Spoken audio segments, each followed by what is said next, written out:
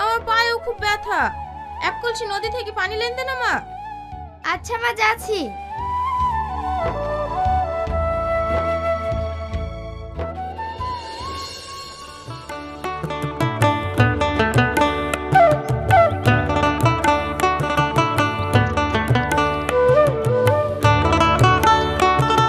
কি রে সেলিম, চণ্ডীদাসের মতন তো সিট ফেলে বসে আছি।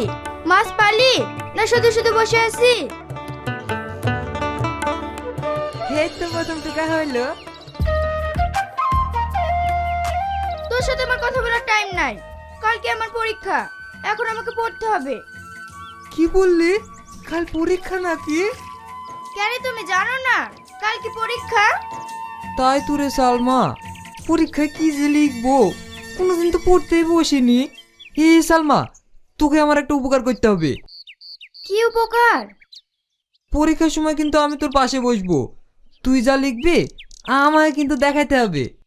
দেখাতে আমি পারি, কিন্তু একটা শর্ত আছে। তুই যে শর্ত